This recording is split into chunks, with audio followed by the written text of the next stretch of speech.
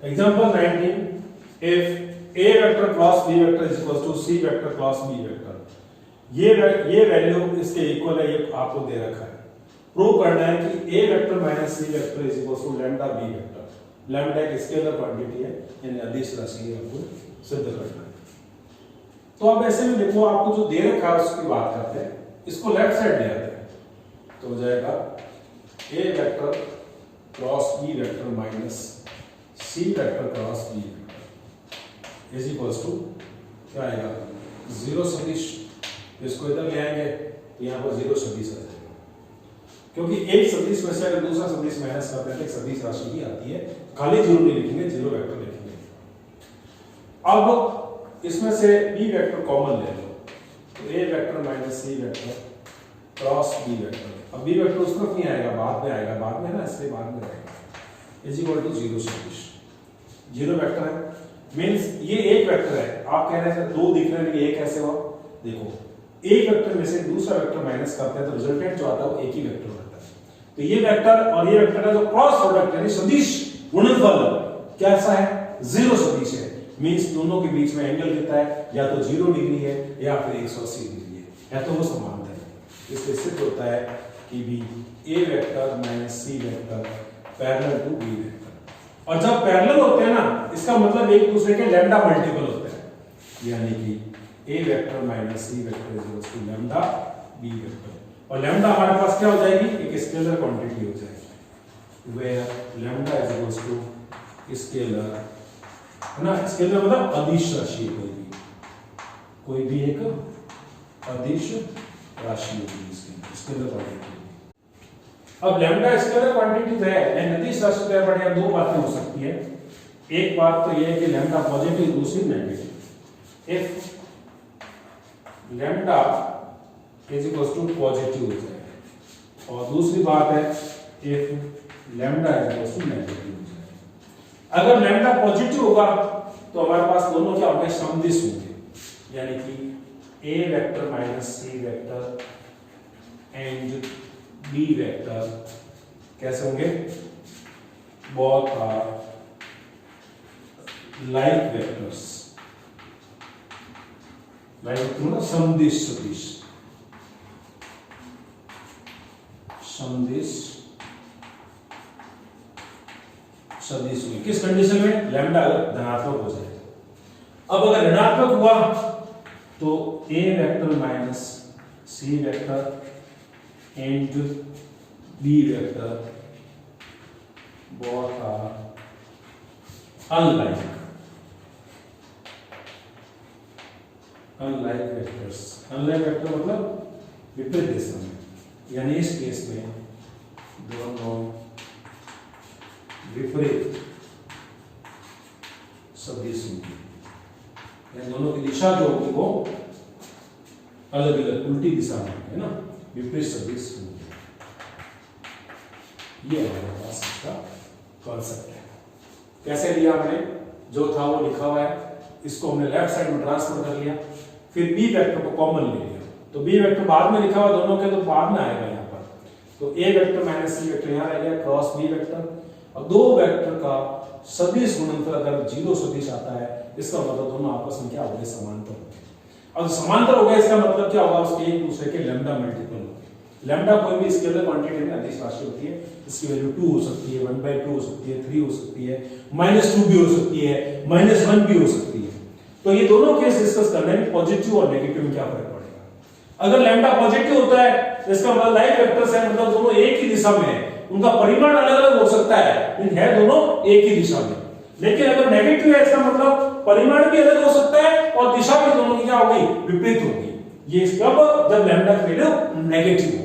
ये आप इस कांसेप्ट को याद रखेंगे, बहुत अच्छा कांसेप्ट है, इसको थोड़ा सा केयरफुली अटेंड करें।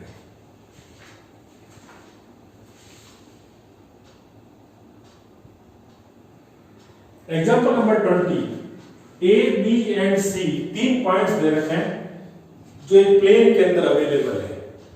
अब ABC जो प्लेन है ना, इसके परपेंडिकुलर हमारा को एक ऐसा सदिश निकालना है, ABC प्लेन के परपेंडिकुलर एक ऐसा सदिश निकालना है जो कि 5 इकाई का हो, 5 यूनिट का हो।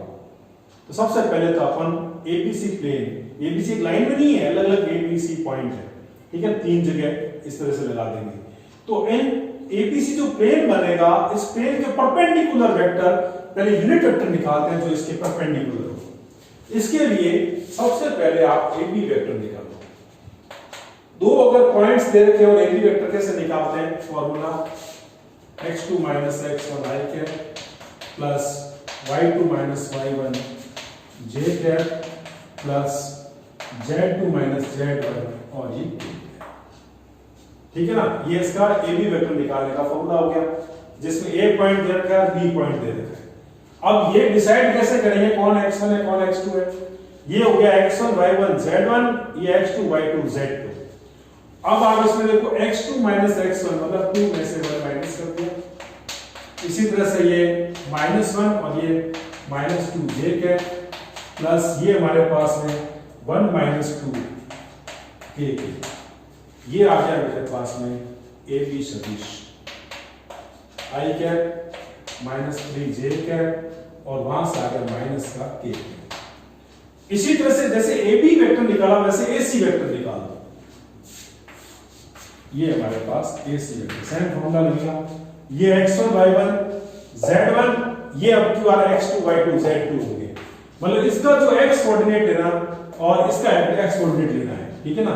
तो x2 - x1 मतलब इसमें से ये माइनस करेंगे और साथ में i कैप लेना है। यहां से -2 और वहां से भी 2 लेना है, तो -2 हो जाएगा क्योंकि y2 - y1 है। प्लस z2 - z1 यहां से आएगा 3 और वहां से कितना आएगा ये 2। ये हमारे पास k है। अब इसको सिंपलीफाई करो, देखिए ये माइनस का 2i कैप माइनस का 4j कैप और ये हमारे पास में 1k। ये हो गया मेरे पास AC वेक्टर। और AB वेक्टर पहले से पता है हमारे को, अभी निकाल लिया अपन ने।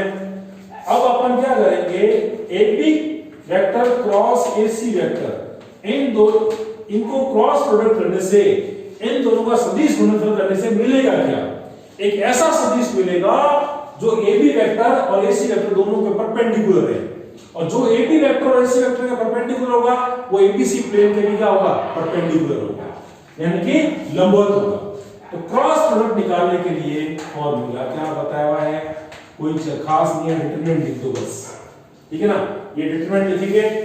अब AB वेक्टर मेरे पास ये पड़ा, इसके कोएफिशिएंट्स कितने हैं, 1, यहाँ -3 और ये -1।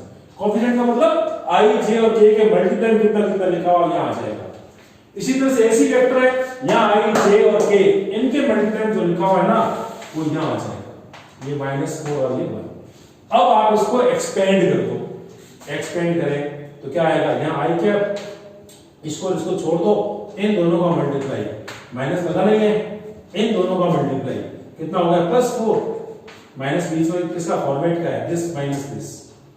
फर्स्ट पहली बार प्लस, फिर माइनस, फिर प्लस, ये j का है, ये और ये छोड़ दो, 1 को 1 से मल्टीप्लाई किया 1, माइनस इसको इससे करेंगे तो कितना आ जाएगा, ये प्लस का 2 एक माइनस पहले से पड़ा है, प्लस k का है, ये और ये फ्री करो, -4 और ये आ जाएगा माइनस का 3 to the 6, माइनस प्लस हो गया इसका, माइनस बीच में आता है, ये आ जाएगा माइनस का 7i कैप, ये प्लस का j कैप और यहां से आ जाएगा माइनस का 10k कैप। ये मेरे पास क्या आ गया, AB vector plus AC vector, मतलब एक ऐसा वेक्टर मिला है इससे जो कि ABC प्लेन के परपेंडिकुलर है, यानी लंबवत है ना।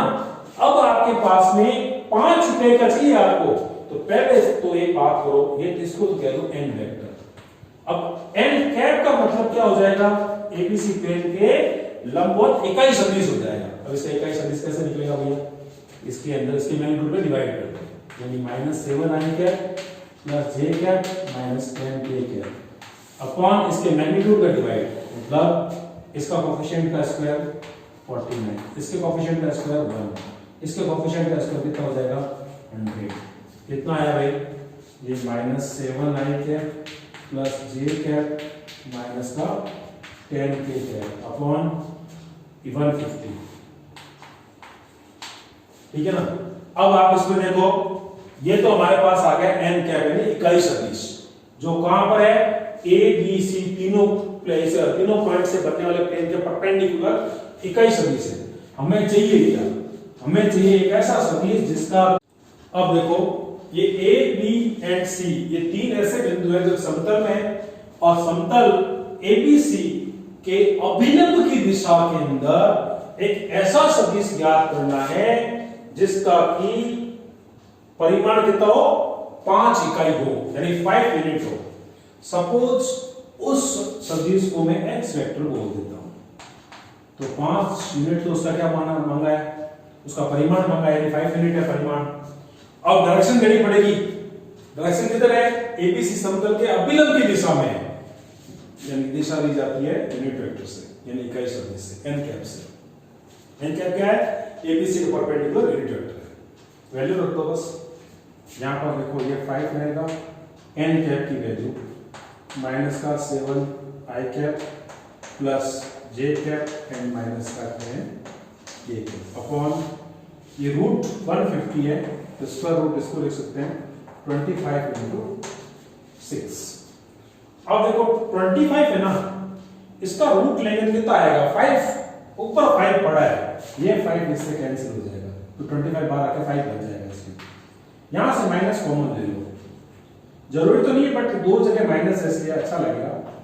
7 i cap minus j cap और ये प्लस का 10 k कैप 1/√6 है तो 1/√, ये माइनस थोड़ा आगे लिखते हैं 1/√6। ये हमारे पास आंसर हो गया।